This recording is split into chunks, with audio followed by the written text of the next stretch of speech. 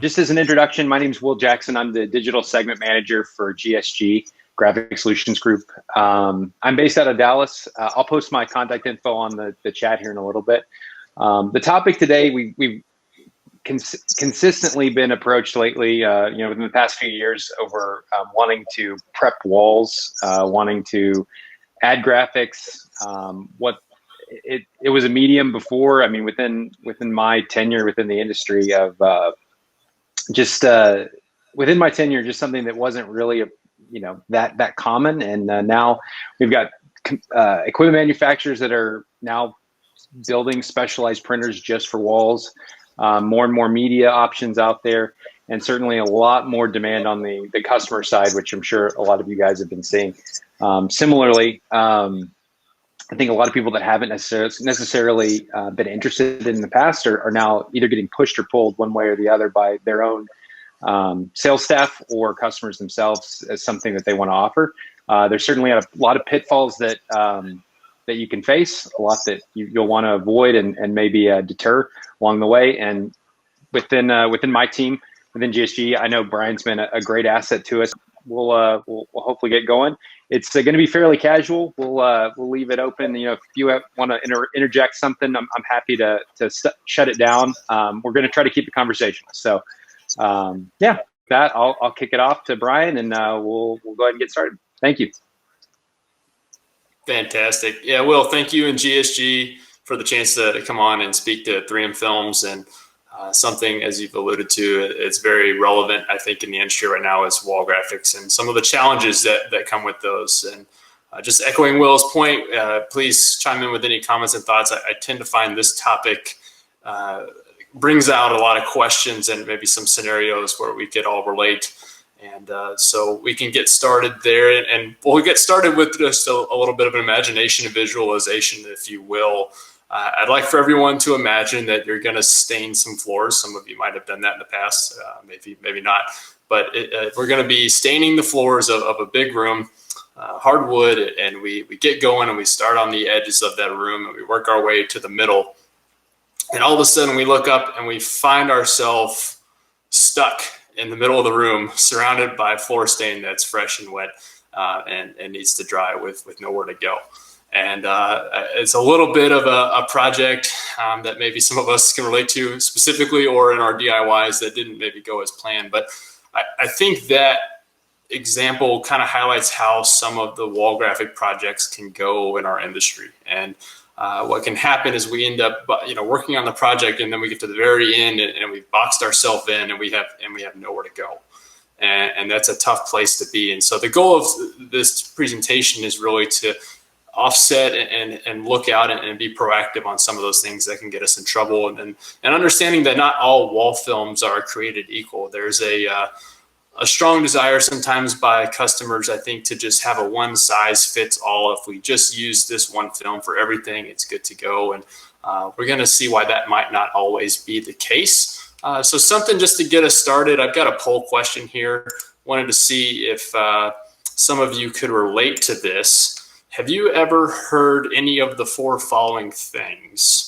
And if so, we can put that in the poll. It's going to be right next to the chat on the far right side of your screen. If you guys would just give us a little bit of feedback to get us started here, that would be great. So just wanting to see if you all have heard of these before. That's going to be the second poll question over here that says, your graphic is on the floor, your graphic is curling, bubbling, or your quote was so high compared to others. Will, is that poll uploaded on the right side? If not, it will be an imaginary poll.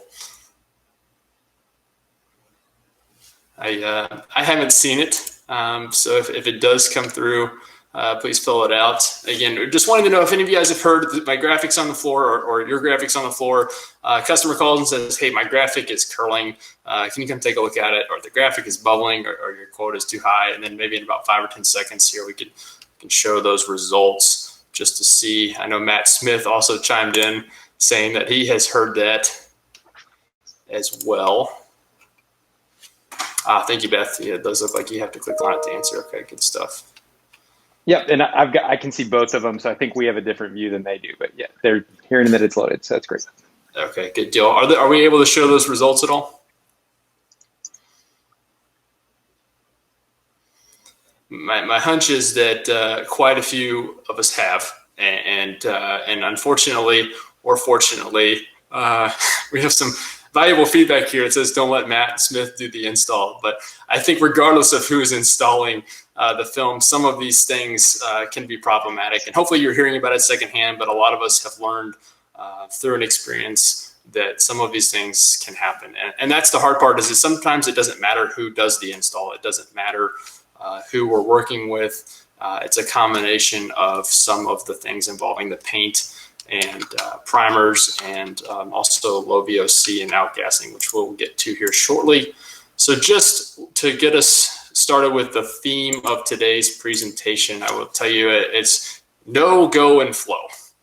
And the no is, don't guess and just test. And right behind me here, I've got a 3M wall test kit that we'll look at here momentarily that really takes a lot of the guesswork out of wall graphics. Customers previously have gone with just the shotgun approach. Sometimes you spray and pray, and other times you just put it up there with a little bit of extra primer and hope that it sticks. So there's a much more calculated way to do it than just that. And then the second thing is go. Practice and prep makes perfect. So once we understand what to look for, once we understand how to get our preparation in order, kind of like painting, if you do all the prep work on the front end, the project goes a lot smoother, and that gets us into flow.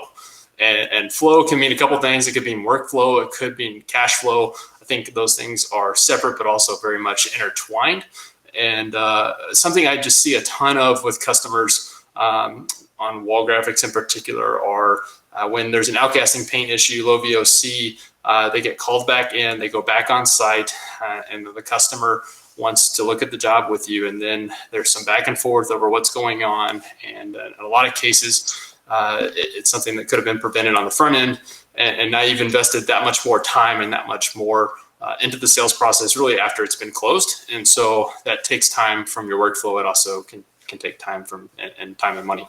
And certainly then if it got to the point where you had to reprint that job and reinstall it on a different vinyl, for example, then that just becomes even more costly, and the costs begin to compound on that quite a bit. So just remember, no, go, and flow. So we're going to start with the no. And the no portion of that is the 3M adhesion test kit. Now, it sounds like we have a couple folks that have seen this before. Jeff, you are right on saying that you've used it a couple times, 2 different site visits today. I've talked to a lot of people that have really taken this kit and made it a part of their process for wall graphics. And that is crucial in ensuring that you've got the really sure approach to installing these graphics. And while we would like to consider 2 walls to be the same, very often they're not. And the paints and formulations are changing so often that it's practically impossible for a manufacturer like 3M or a graphic manufacturer like yourself to say, well, if I just use this particular paint or this particular brand, Sherwin-Williams XYZ, Zinsser XYZ, it'll for sure work. And so the test kit there is designed to take that guesswork out. And so I'm going to show you, I've got one over here on my shoulder so it's black on the outside, but this is what it's going to look like on the inside here. I'm going to tilt it just a little bit forward. As you see, there's a chart in the back, and while the webcam's probably not going to pick that up very well, those are going to be different colors. It's going to be 7 different colors that correspond to the color of the core of the strip film in here. And you're going to take a strip of film, and there's more instructions on the slide here, and certainly more instructions in the kit. We could do a whole session just on the wall test kit in itself. But know that you'll have a strip that's roughly 12 to 16 inches in length. As the slide here shows, you're going to take a rivet brush that is also included in the kit. The rivet brush is there to accommodate for any slight texture we might have in the drywall. And we're going to also talk about how there is some texture variance in interior drywall that customers don't always pick up on. And once you apply with that, you're going to wait 15 minutes, and then you're going to then test that strip with this pull scale that is also shown here on your slide. And that scale is going to give us a range of results. And the 3 ranges you're going to get in there, just at a high level, are going to be the graphic is not going to stick. So if we get 0 to 300 grams, for example, that film is not suitable for that wall. So you could hire the best installer in the world. You could print it perfectly. You could wait for the paint to totally outgas. At the end of the day, the end result on that is going to be a failed project. And then we've got another range in there that's more suitable for short term. And that's something that gets overlooked quite a bit when it comes to wall graphics. People are concerned about long-term adhesion. That's what kind of jumps to mind. But removability can also matter. I think of POP, I think of sporting events, I think of short-term type applications where a customer knows that graphic is going to come down and maybe be repurposed and used over and over, or that particular space maybe for a graphic that will be changed out. Theaters, things of that nature. So knowing how a film might remove is also important. Now, you will probably hear, if you haven't already, customer ABC says, I want this graphic to remove perfectly. Can you guarantee me that it won't take any paint? That's a very tough question to answer. And the reason it's a tough question to answer is because there's way more variables beyond just the film itself that are going to go into removal. You've got to talk about how many coats of primer there are, how many coats of paint, what quality of paint, what coat of primer, how was it spread thin, was it spread thick? Generally, we're not going to know the answers to those questions. So I would shy away and would caution you not to guarantee any clean removals, but you certainly will learn using this test kit whether or not something is removing extremely well, not so well, or even worse, not well at all. And the final thing I'll say about the test kit is it is a test kit. We are testing strips of material, and a lot of times we're testing for adhesion, and sometimes we get too good of adhesion. So keep that in mind as you're taking this kit into customers. I would not suggest testing a high-tack adhesive on a freshly painted wall right above the receptionist's desk, right above head level where everybody sees it walking in. Now, we want to ensure we're testing the wall that we're putting the graphic on, but when possible, we'd like to use a more discreet place on that wall, just in the event that we're testing. And real quick, just to do some housekeeping, if any of you guys want, if y'all been in these before, you know this, but you can always double click on any image to where you make that larger, or any video feed. So if you want to see something, you can't quite see it in the view you've got, you can always do that. And just got some answers back on the polls. So Brian, for future, if you click on it, then if you answer it, then you'll see it. So overall, the most popular answer, although they're all about the same, the graphic is bubbling was the most popular one. Graphic is curling. Graphic is on the floor next. And then last, your quote is too high. So you guys aren't charging enough, apparently. So that's the last thing. But there's still 8 votes. So yeah. But yeah, thank you for chiming in on that, Will. I am trying to navigate a couple of screens here and hadn't seen the poll results. So thank you, and quite timely.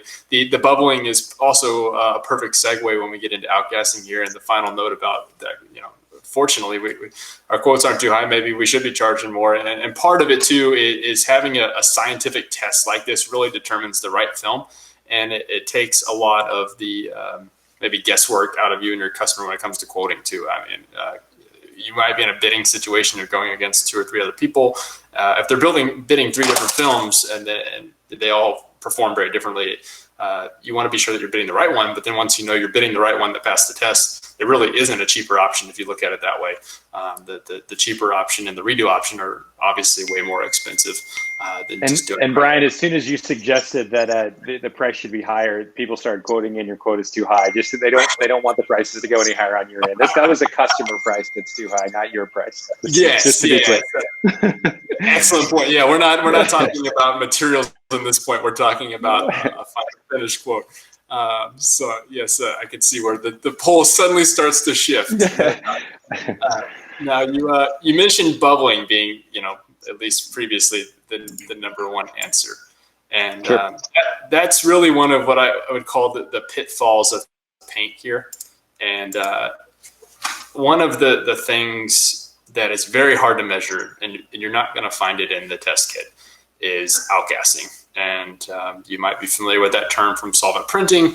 Scientifically, at a high level, it's kind of the same type of situation. You've got gases that are emitting, in this case, off the wall and off the paint. And if you put film over it before it's finished doing that, those bubbles have nowhere to go, and they're going to start making bubbles in your graphic. And that tends to happen when you get into new construction, renovations, projects that were recently painted, and the customer wants you to put the finished graphic over the top. Which, if you think about a typical construction timeline, that's not that makes a ton of sense because typically the paint and the graphics are the final part that are going to come in on the end of the graphic or the end of that job. So I just want to give you guys a little bit of some talking points when it comes to paint outgassing specifically, because you could of course put a small strip of vinyl and leave it up there for several days to see if it bubbled, but a lot of times we don't get that luxury. So asking questions on the front end, asking questions like, when was it painted? Do we know what the cure time is? And cure time and dry time are two different things. So if you've heard dry time, that sometimes can be an hour, 2 hours, 24 hours. Cure times are much longer than that. They typically fall in the span of several weeks to a month and beyond that. 3M would say if you don't know what the cure time is, then we need to assume 30 days. And even some cases, those are could extend even longer than that. And so knowing that on the front end and setting those expectations on the front end are incredibly important. And the reason that they're so important is because our customers probably don't know as much as we know about wall graphics.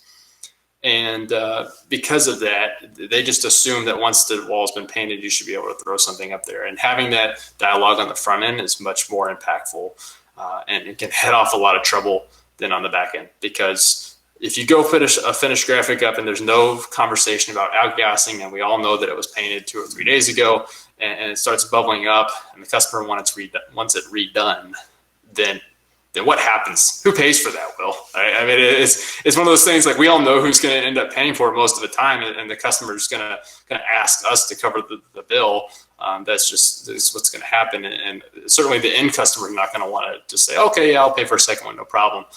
Especially if they weren't informed on the front end. And so, and that's where, like, with the test kit, it takes a lot of the guesswork out. I mean, because where we've seen there be issues is the customer's point of contact isn't going to be the guy that painted it, and so most of the time, and so a lot of times they're somewhat. You ask them a question and they might be guessing, or it might be hearsay, and so any variable that you can take out, any testing that you can do ahead of time certainly eliminates the possibility of that. Because, like you said, Brian, this isn't a new scenario where we're having to unfortunately go back and figure out where the fault lies in the failure. So right, yeah. So outgassing is a big thing to have on the front end, and just some advice that I have given in the past that has been very helpful when a customer tries to pressure you into doing a job. It's a construction, there's timelines, we have grand openings, we have seasons kicking off. I mean, these are all things I've heard in the field before. A great way to position that back is just say, hey, what is the cure time on that paint? Let's say we know, and let's say it's 30 days. Let's say we don't know. We can say, okay, well, 3M Films recommends we wait at least 30 days. Now, I understand customer ABC, Mr. and Mrs. Customer, that you've got a timeline and you've got a grand opening Monday, or the season kicks off on Saturday, and we've got to get this graphic up. And so I'm more than happy to do that. I want to take care of my customer, and I want you to be happy. And so I just want to have this conversation and maybe put some of this in writing on the front end, that we could have outgassing, could being the word there. And if we do, we'll have to address that.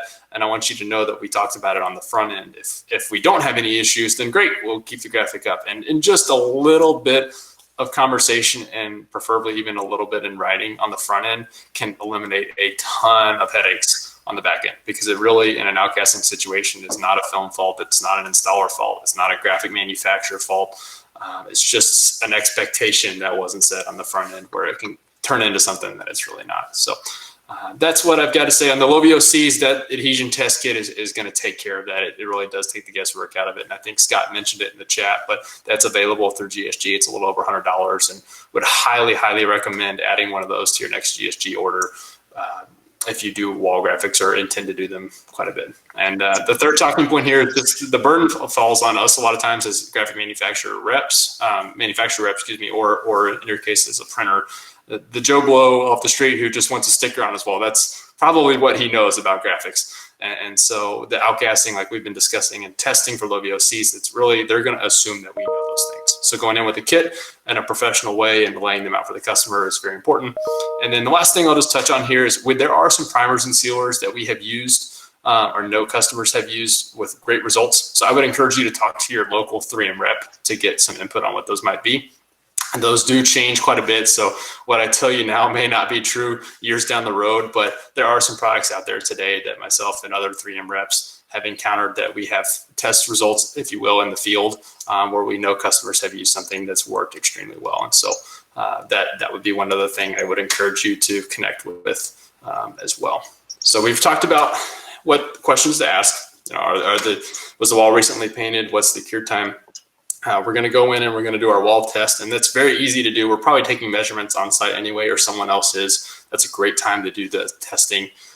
We know that we can talk to 3M and GSG if we need further assistance on the kit, or just wall graphics in general, what materials to use. And then now that we've got the job, now we're out there putting it up, and we need to talk about prep and some of the recommended steps there. Now, when we do an adhesion test, I would recommend just doing it what we call dry. So maybe you can wipe, any dirt or obvious debris off the wall, but I wouldn't do any isopropyl wipe down the first time you do the test. For a couple of reasons. One, sometimes if it's a matte paint, an IPA can actually change the finish of the wall, and we certainly wouldn't want to do that without notifying the customer in advance.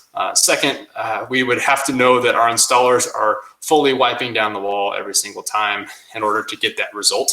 And sometimes that happens in the field and sometimes it doesn't. Ideally, it would happen every time, but I would rather do our test results assuming no IPA wipe down, because IPA will only boost adhesion from what you had before than doing it, basing all of our results based on the wipe down. But if you need to increase adhesion, 3M recommends wiping down once and perhaps twice if needed with just a 70% isopropyl. This is just a screenshot with the image source at the bottom there, but this is nothing fancy. This is what your mom probably put on your scraped knee when you were a little kid. There's nothing scientifically special about this 70-30 IPA, but it's the recommended prep material or prep chemical, if you will, or just prepping agent 3M recommends for wall graphics and for vehicles as well. I did put a note in here on power washing. I get quite a few questions on exterior walls, sealed concrete, cinder block, brick, things of that nature. Should we power wash them? Ideally, yes, but we have to account for the fact we were going to have a lot of time. So, Will, I don't know if you guys have undertaken any construction projects, either in your personal life or professionally, but they typically don't go on time, do they? No, they do not, for sure. Yeah, they're typically behind schedule, and then we go in there and power wash it, and then they want us to put the graphics up a day or two later. And what we've done is we've just covered that wall in moisture. And if we don't have the perfect temperatures, which we will get in Texas here pretty shortly, I think it's 97 by this afternoon. But if you don't have the right weather cooperation, you end up stuck because now you have a wet substrate when you didn't have one before. So I actually would recommend a whisk broom. Power washing would be great, but that's in a situation where maybe you've got multiple weeks and the weather won't matter so much, and you get plenty of time to let that dry out. So just rather be safe than sorry on that one. And then again, primer and sealer recommendations. We do recommend sealing concrete, sealing your textured surfaces when at all possible, because that's going to make a big difference for adhesion and moisture and things like that as well. And real quick, if I can pause, we've got Bokar Kane. I might be mispronouncing that, but trying to join the channel, and I don't know whether they are. If you are wanting to pop up on video, we can do that at the end, or if you have a question, maybe in the chat. But I think we might reserve that until, if you want to pop up on video, and you might have accidentally clicked the wrong thing, but we can wait until the end if you'd like to join on video. So just want to say that real quick, and then. But if you do have a question in the meantime, we can pop it over the chat, and we'll do our best to answer. But anyway, go back, Brian. You're good to go. Thanks for bringing that up, and it sounds like we'll have a question here at the end, so we'll look forward to that, and hopefully many others. So this is just kind of a little bit of a recap of where we are so far.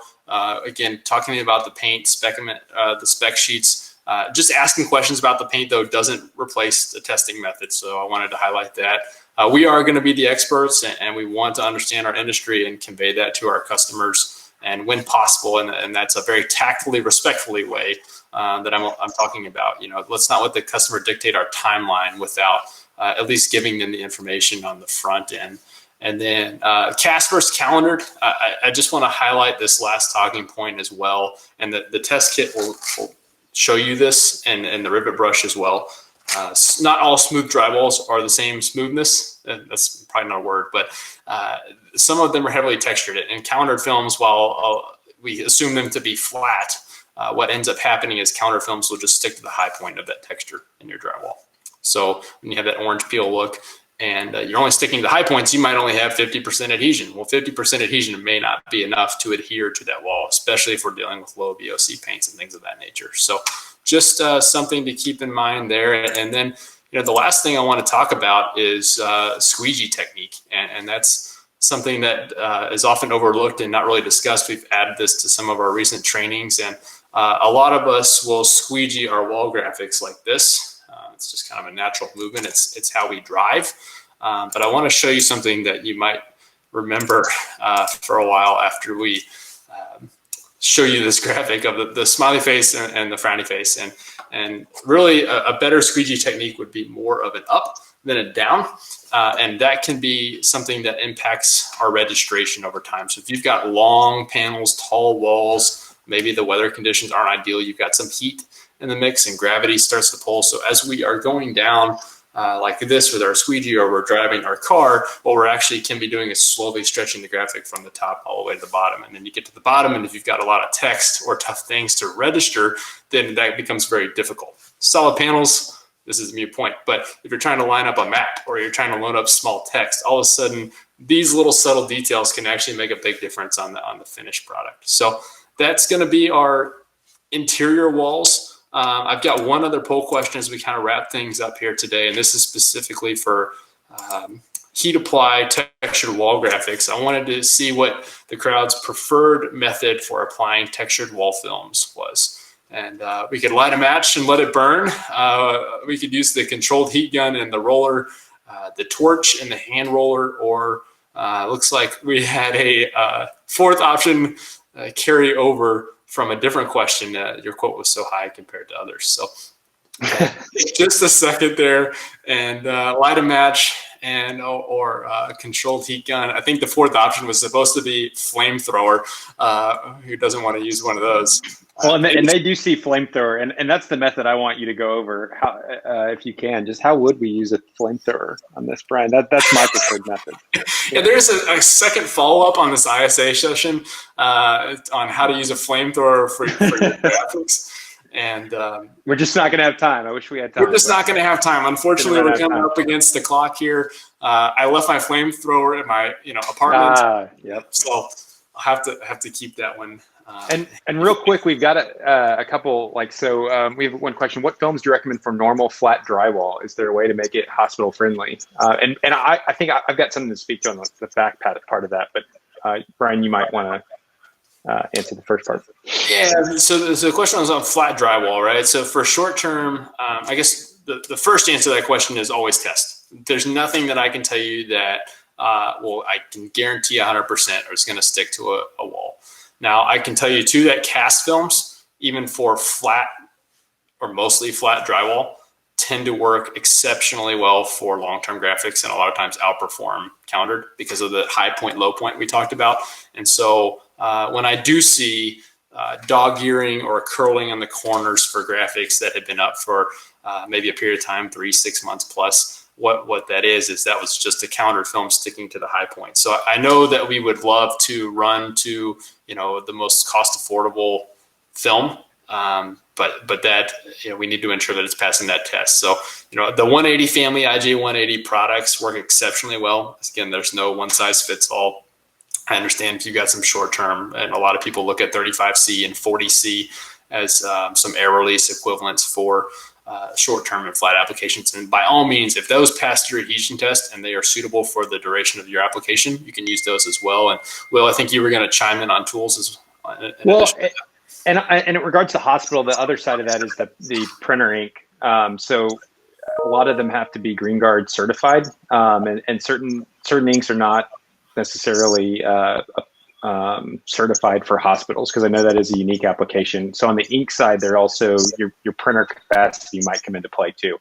So if you're using a harsh solvent, that might not necessarily be a good fit.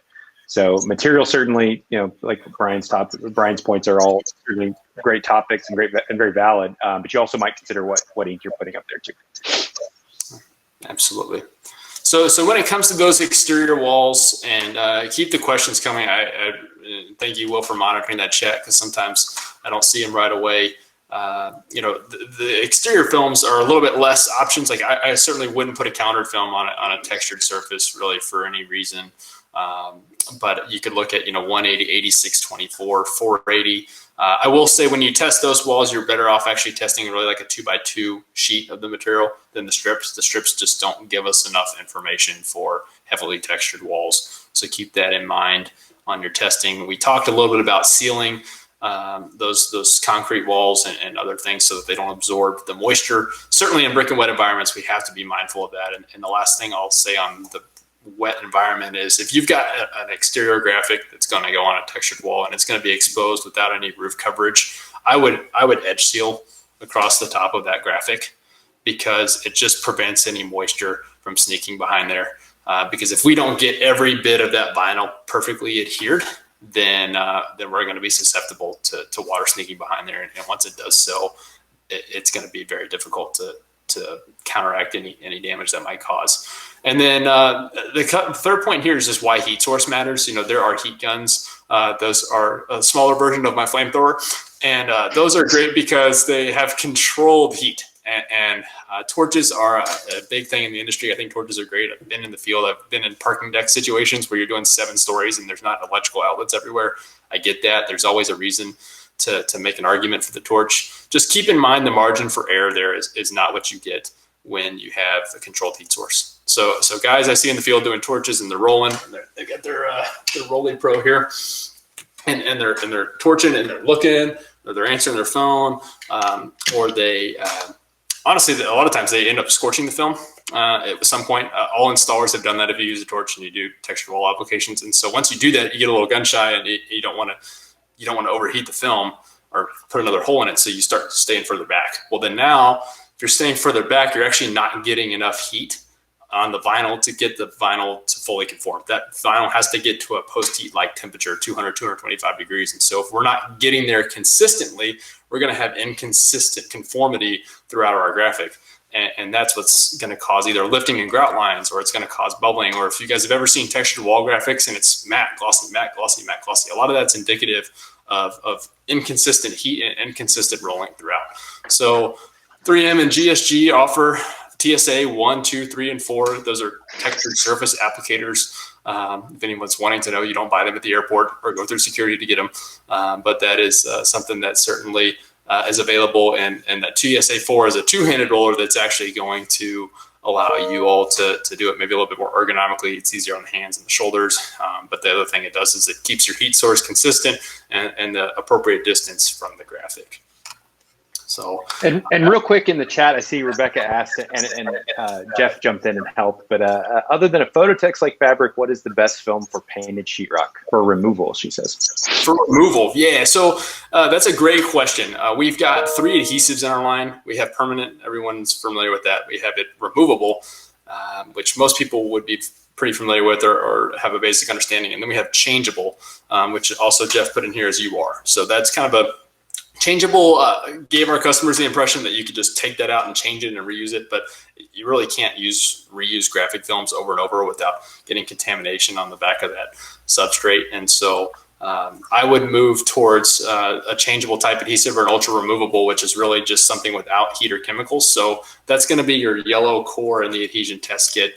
Products like IJ46 for calendared, or for cast 3552C, IJ180 MC which is the newer version of 3552 with air release and control tack, things of that nature. Non-visible air release in addition to that are very helpful and have a very clean, ultra removable adhesive. So thanks, Jeff, and excellent question, because there are certainly those projects out there where removal is everything. And I see a question here on Edge Shield. We have Edge Shield tape 8914 available through GSG. We have a liquid edge seal as well. Either of those or just a clear sealer in the case of brick applications, and those are also available in the marketplace as well. Either of those, would be good. I would lean more towards a clear sealer type use product for something that's like heavy brick or heavy texture, just because the tape, for example, is going to be very difficult to adhere to something like that.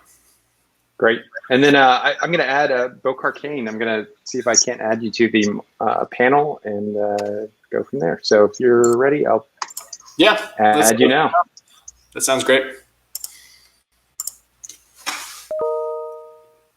And then while we're waiting on that, I'd added, and we'll see how that pops up. We have, does laminate affect wall graphic installation? As a question, I think that was asked earlier, but I didn't get to it. Does laminate affect wall graphic installation, Ryan? Yeah, Burley, if you could type just any clarification, maybe to make sure I understand your question correctly as well. Certainly laminate's going to add thickness if it's a cast or a calendared. The type and finish of the laminate, for example, gloss or matte, can certainly be a factor as well when it comes to heat apply. So a lot of matte laminates tend to polish out and have a little bit of a sheen to them when they're hit with high heat. And 3M introduced a product called 8550M, which is a matte laminate that holds its matte finish, that's also available and readily used for textured wall applications as well.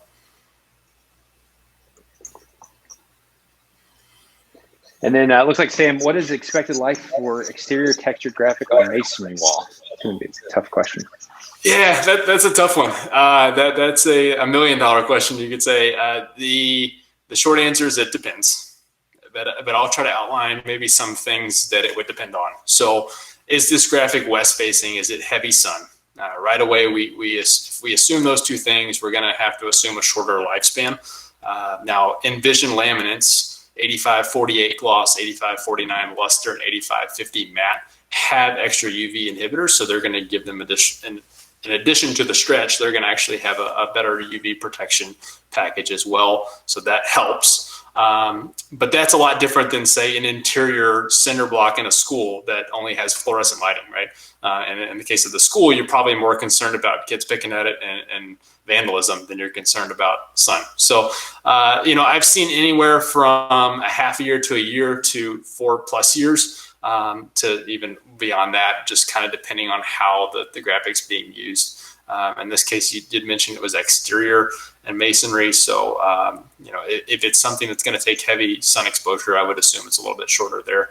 It looks like we've got Jim, who is very well known out of Atlanta, a market I used to cover. He's kind of the king of exterior wall graphics and has done quite a bit of square footage with our films. He's chiming in that he's got exterior walls that are 11 years old and look amazing. That was 8624.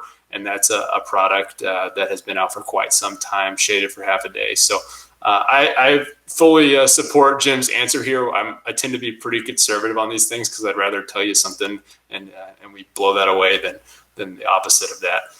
But yeah, I really appreciate your endorsement there, Jim, and know that you've got quite a bit of experience when it comes to textured wall graphics as well. And Elizabeth, you had asked where you can get the testing kits. I know that it's something that most distributors 3M sell. We sell at GSG. So we're happy to help when you call an inside sales rep and we can get that out to you. But yeah, hopefully that helps. Absolutely. Sam, it looks like brick wall painted black exterior in Chicago Metro, assuming shorter life due to black surface.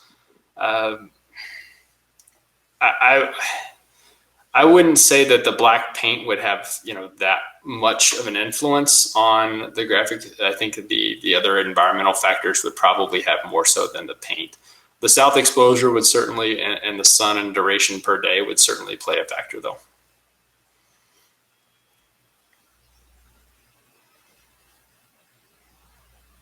All right. Well, just so you guys know, we're at the end of the time.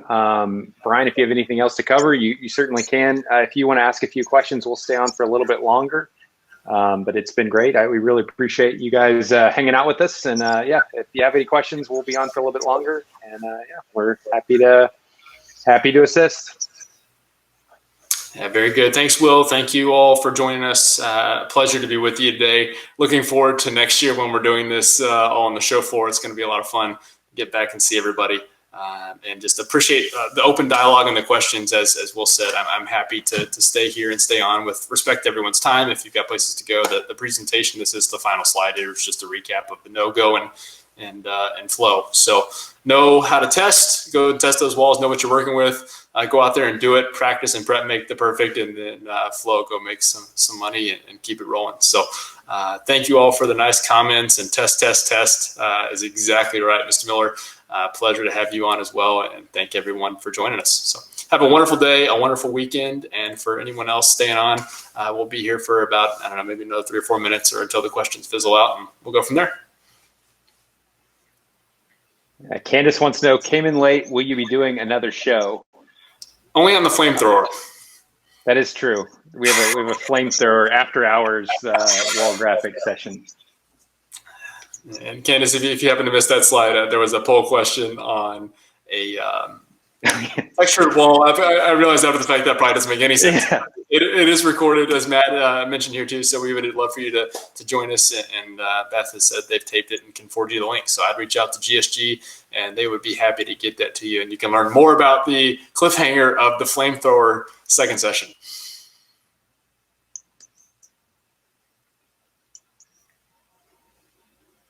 Legal took out. Yeah, there we go, Paul.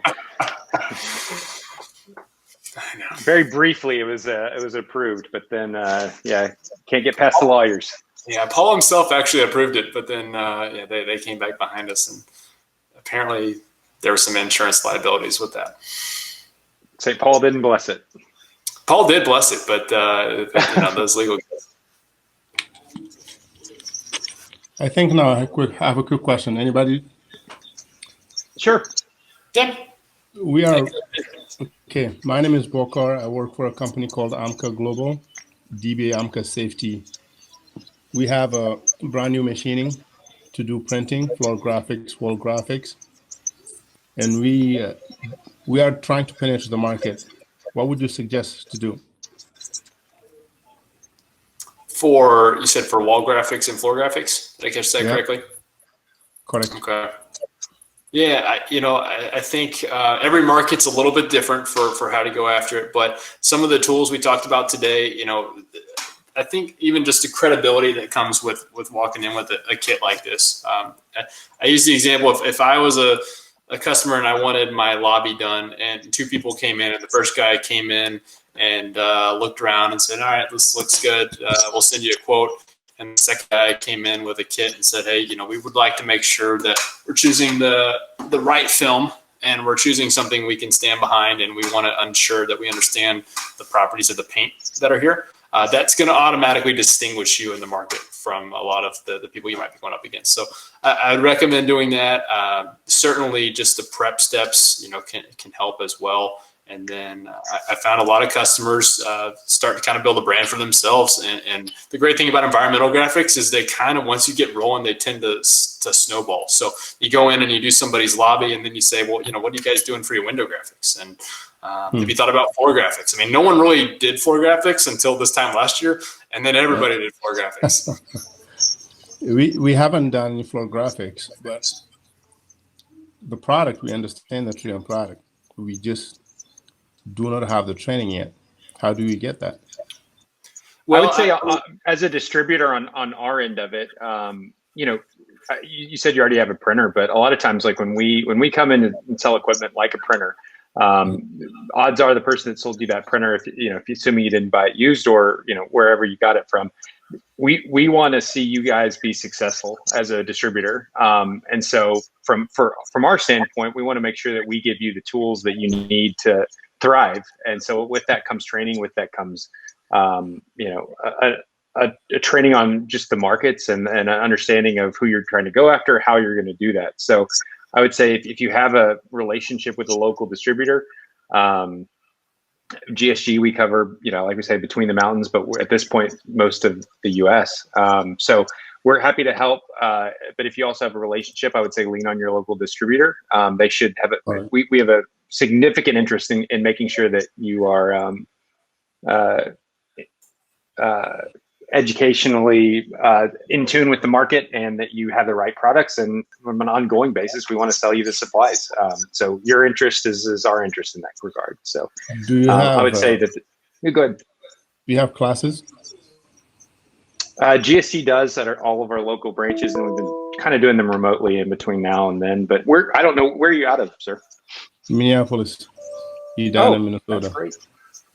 Perfect. Yeah. So we have a branch in Minneapolis. If you want to, I posted my email address in the chat window. So if you want to email me, I'll be happy to get you information. We have tons of classes out of that Minneapolis branch, so we'd be happy to help. What is your email? will.jackson@gogsg.com. Absolutely. I haven't seen it yet. It looks like it's right there down at the bottom of the chat window. I just dropped mine in right behind Will because they have a branch up there. And of course, we're headquartered, right down the road there as well. So plenty of 3M resources in that neck of the woods, and dropped my email there as well. I'm out of South Texas, so a little bit further from Minneapolis, but I've got plenty of teammates up in that neck of the woods that I know would be happy to work with GSG and make sure we're helping bring you guys the right materials, and then giving you some place to purchase them as well.